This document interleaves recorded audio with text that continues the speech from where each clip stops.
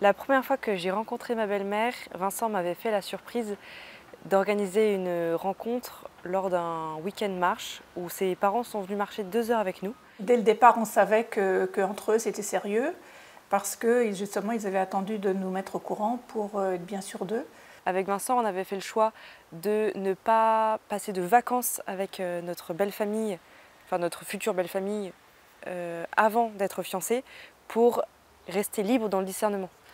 Et ce choix n'a pas forcément été compris par mes beaux-parents. Pour moi, c'était un peu plus difficile parce que de nature, j'aime pas beaucoup les surprises. J'aime bien connaître quelqu'un sur le long terme, au quotidien. Et ça, elle me l'a fréquemment répété en fait. Après notre mariage, Béatrice, j'aurais aimé te connaître avant, j'aurais voulu passer du temps avec toi avant que tu te maries. Devant ces non-dits, Béatrice se sentait en conflit avec sa belle-mère sur sa relation à Vincent. Moi, j'avais le sentiment de ne pas être à la hauteur, de m'être imposée dans cette famille. Elle avait régulièrement des petites attentions pour moi. Mais en dépit de ça, je continuais à me dire il y a des choses qu'elle n'apprécie pas et ça me peinait. Et ça augmentait la pression sur ma manière d'être avec elle. Une fois, ça a été la fois de trop. Et moi, je l'ai évoqué avec mon mari. Je lui ai dit, je ne peux plus en fait. Je pense que ta maman ne se rend pas compte que ça me peine. Et donc, il est allé en parler à sa maman. Et c'est là que nous avons pu avoir une conversation toutes les deux, en vérité, sur ce point-là.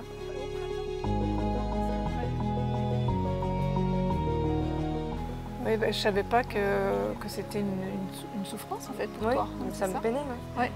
Et pour moi, en fait, je voyais que mon point de vue à moi, mais c'était pas du tout ni contre toi, ni tout ça. Et moi, de savoir que c'était justement pas contre moi et que c'était pas une remise en cause du choix de Vincent, mais simplement un manque de compréhension de la manière dont ça avait été fait, ça m'a bien rassurée et ça a permis aussi d'apaiser la relation avec Manu. Surtout, regarde.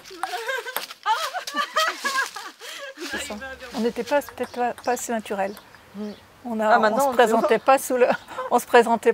voulait se présenter sous le meilleur jour. Oui. Hein, comme des personnes parfaites qu'on n'est pas.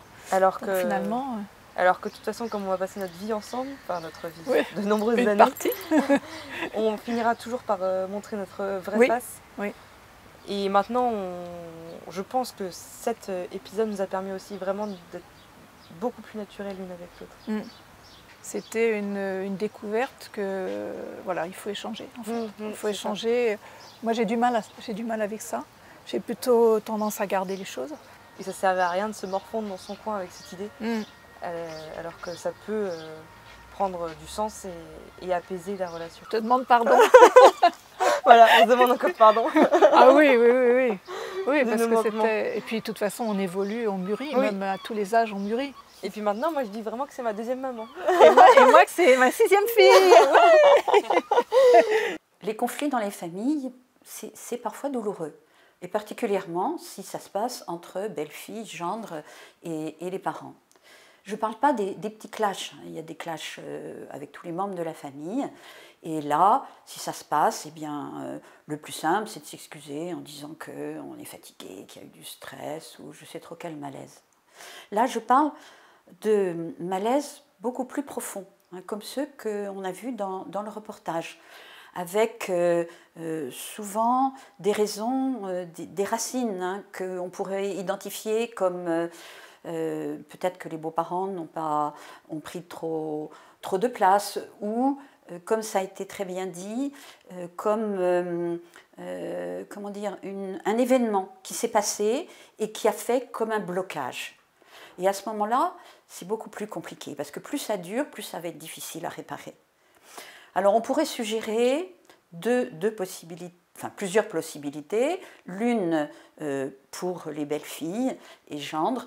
Je crois que c'est important qu'on ne casse pas avec sa belle famille. Pourquoi? Parce que le conjoint va se retrouver dans une situation impossible. Et ça, c'est trop triste. Deuxième chose, pour les belles-filles et gendres, vous n'êtes pas obligé d'avoir une grande affection pour votre belle famille. Peut-être que vous êtes très différents et que ça se fera que petit à petit. Par contre, c'est important que vous puissiez avoir du respect et peut-être de l'admiration pour des personnes qui ont cheminé avec également leurs problèmes. Pour les parents, je pense que c'est important qu'ils fassent un effort. Pas de petites phrases assassines, même si on est énervé, comme ah bah ton mari il a mauvaise mine, ou de mon temps, les belles-mères, on ne les traitait pas comme ça. Non, ça n'a pas de sens. Vous voyez, je crois qu'il faut que vous essayiez de prendre votre rôle, peut-être à la façon de Saint Jean-Baptiste dans Saint-Luc.